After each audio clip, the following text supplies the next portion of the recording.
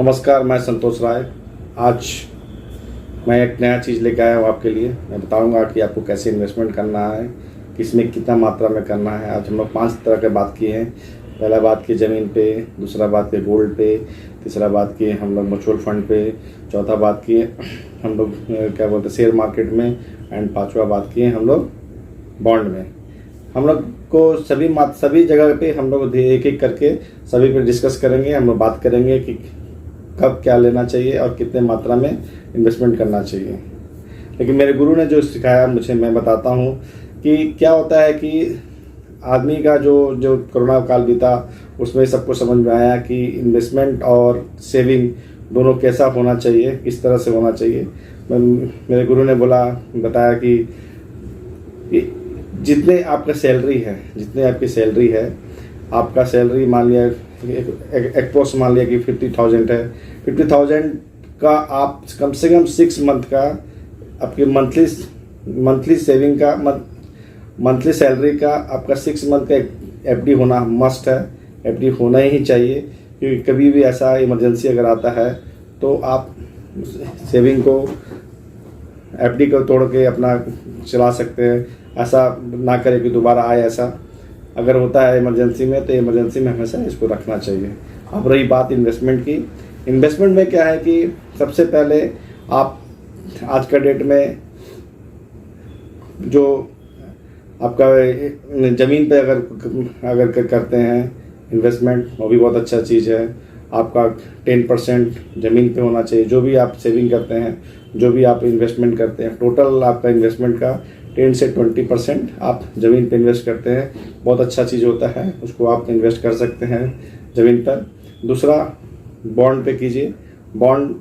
Gold bond पे कीजिए, या किसी शेयर का बॉन्ड हुआ, किसी कंपनी का बॉन्ड हुआ, उस पर इन्वेस्ट कर सकते हैं। उसका भी आप 10 से 20% या 15% आप अपना उसमें बॉन्ड में आप इन्वेस्ट कर सकते हैं। अब रहा बात आपका रियल एस्टेट में भी आपके आते हैं इन्वेस्टमेंट का। बहुत आदमी लोग रियल एस्टेट में भी इन्वेस्टमेंट करते हैं, जैसे कि फ्लैट खरीदते हैं, कमर्शियल आपका बिल्डिंग, आपका शॉप खरीदते हैं। लेकिन मेरा विचार से कमर्शियल आपका शॉप ही सबसे अच्छा इन्वेस्टमेंट का तरीका होता है। आपका रियल एस्टेट में फ्लैट कभी भी इन्वेस्टमेंट का चीज़ नहीं है। उसको एक सिर्फ रहने के पर्पज़ से ही यूज करना चाहिए। एक मकान हो गया, बहुत हो गया।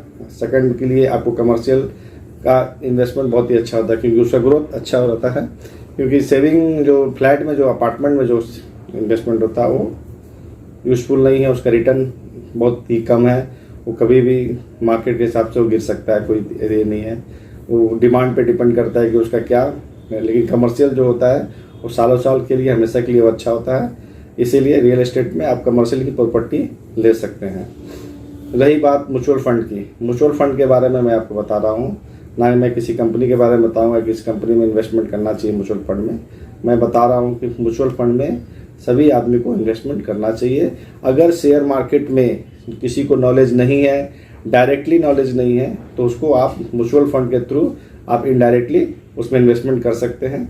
जो एक अमाउंट होता है कि आप उसको लगभग एक अमाउंट आप उसमें इन्वेस्ट वन टाइम कर सकते हैं, या SIP के थ्रू आप मंथली 5,000 10,000 जैसा आपकी कैपेसिटी का सेविंग है, उसके अनुसार से आप उसको इन्वेस्टमेंट कर सकते हैं। उसको आप लंबी अवधि के लिए आप एक इन्वेस्टमेंट करते हैं। मेरा सबसे बड़ा तरीका यही है कि आपका सबसे पहले एक टारगेट होना चाहिए कि मुझे 5 साल में, 10 साल में इतना मेरे को अचीव करना है, चाहे इतना मेरे को, उसके बाद मुझे ज़रूरत पड़ेगी।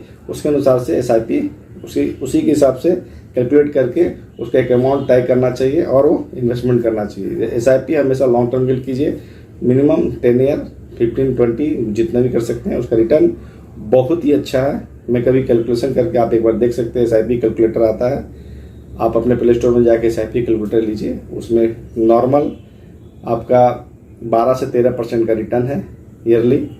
आप उसको एक अमाउंट 5,000 का अमाउंट करके उसमें आप 20 ईयर का डाल के आप इसको कैलकुलेट करके आप देखिए, बहुत ही अच्छा अमाउंट आएगा। बहुत ह्यूज अमाउंट जो है, डिसेंट अमाउंट जिसको बोलते, बहुत अच्छा आपका लिए कारगर होगा। ये आप देख सकते हैं। हमारा चौथा जो है ज़मीन हो गई, ज़मीन हो गया, बॉन्ड हो गया, म्यूचुअल फंड हो गई।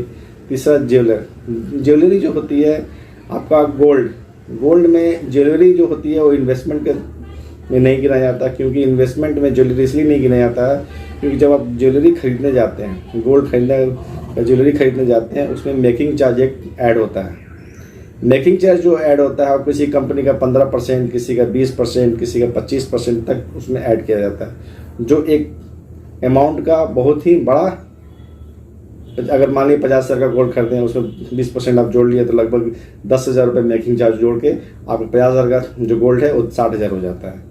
जो एक बीच का जो गैप है वो इन्वेस्टमेंट का तौर पे नहीं माना जाता। उसके लिए ज्वेलरी को इन्वेस्टमेंट के तौर पे मत लीजिए। अगर लेना भी है तो आप ETF लीजिए, गोल्ड ETF। अगर आप डायरेक्ट अगर गोल्ड नहीं खरीदा तो आपका ETF के थ्रू आप गोल्ड को खरीद सकते हैं, जिसमें किसी भी तरह का आपका कटिंग नहीं है, कोई मेकिंग चार्ज नहीं है। एक कागज़ है, एक कागज़ के थ्रू आपको मिलता है, जैसे म्यूचुअल फंड होता है उसकी गोल्ड ETF होती है। सेम रेट में आप खरीद सकते हैं, सेम रेट में आप बेच सकते हैं। बहुत इजी प्रोसेस है उसका। आप किसी भी कंपनी का, चाहे किसी भी बैंक का, आप एक गोल्ड ETF ले सकते हैं। वो बहुत अच्छा इन्वेस्टमेंट का एक सबसे बड़ा बहुत अच्छा तरीका है, ये आप ले सकते हैं। अगर किसी के बारे में नहीं मालूम है तो आप किसी भी सलाहकार से आप सलाह लेके आप उसमें इन्वेस्टमेंट कर सकते हैं। ये हमारा चौथा था। आज का पांचवा जो हमारा है शेयर मार्केट। शेयर मार्केट में अच्छा रिटर्न के लिए आपको सबसे पहले इसके बारे में जानकारी होना बहुत ज़रूरी है। आप इसको सबसे पहले आप इसको सीखिए, समझिए, और एक अच्छी कंपनी में आप उसको इन्वेस्ट कर सकते हैं।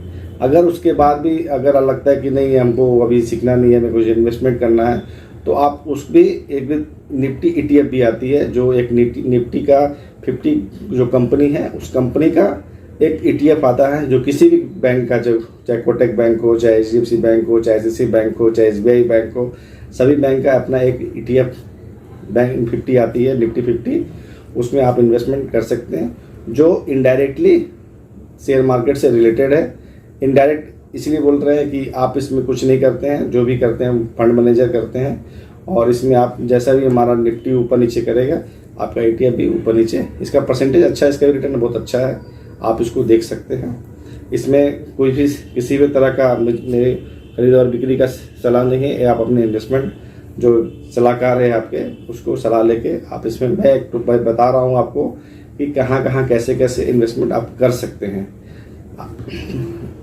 ये आपका तरीका हुआ। अगर आपको शेयर मार्केट में करना है तो हमारे शेयर मार्केट में अगर लगता है कि डायरेक्टली मुझे करना चाहिए इन्वेस्टमेंट, तो आप सबसे अच्छा क्या होता है, सबसे अच्छा इन्वेस्टमेंट का तरीका, इन निफ्टी का जो है टॉप 10 कंपनी, जो टॉप 10 जो कंपनी है 50 में भी, उसमें भी टॉप 10 कंपनी है, जैसे रिलायंस हो गया, HDFC हो गया, ICICI हो गया, SBI हो गया, ITC हो गया, उस कंपनी का जो टॉप 10 कंपनी है उसको देखिए, सर्च कीजिए, और उसमें हर शेयर में हल्का हल्का अपना अमाउंट के अनुसार से मंथली जो अमाउंट आपको डालना है, एक डेट फिक्स कर लीजिए, 20 तारीख, 25 तारीख, 20 तारीख, 15 तारीख, एक डेट फिक्स कर लीजिए, और उस जो भी रेट में हो उसको एक शेयर को खरीदते चले जाइए।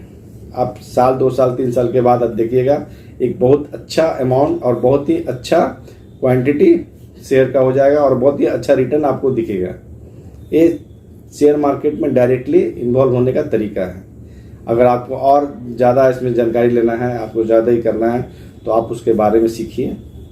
शेयर मार्केट क्या है, कि कहीं भी अगर कोई कंपटीशन देते हैं, कहीं भी कई कंपटीशन देते हैं, किसी भी ITI, BTech करते हैं, MBA करते हैं, उसके लिए 2 साल, 3 साल, 4 साल, 5 साल मेडिकल करते हैं, तो उसकी पढ़ाई करते हैं। और शेयर मार्केट में चाहते हैं कि पैसा डालें और पैसा रिटर्न आ जाए तुरंत। ये कहाँ की बात हुई।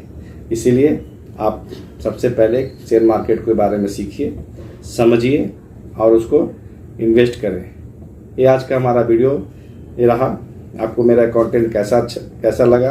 अगर कुछ और इसके बारे में जानकारी चाहिए मेरे आप कंटेंट में आप इसमें मैसेज कर सकते हैं। मैं और कुछ अलग अलग वीडियो हर बुधवार को आपके लिए लेके आऊँगा। कभी मैं पोर्टफोलियो का शेयर लेके आऊँगा, कभी मैं इन्वेस्टमेंट के बारे में आपको बताऊँगा, कहाँ कैसे कैसे इन्वेस्टमेंट करते हैं, इसको आप देख सकते हैं। जय हिंद, जय भारत।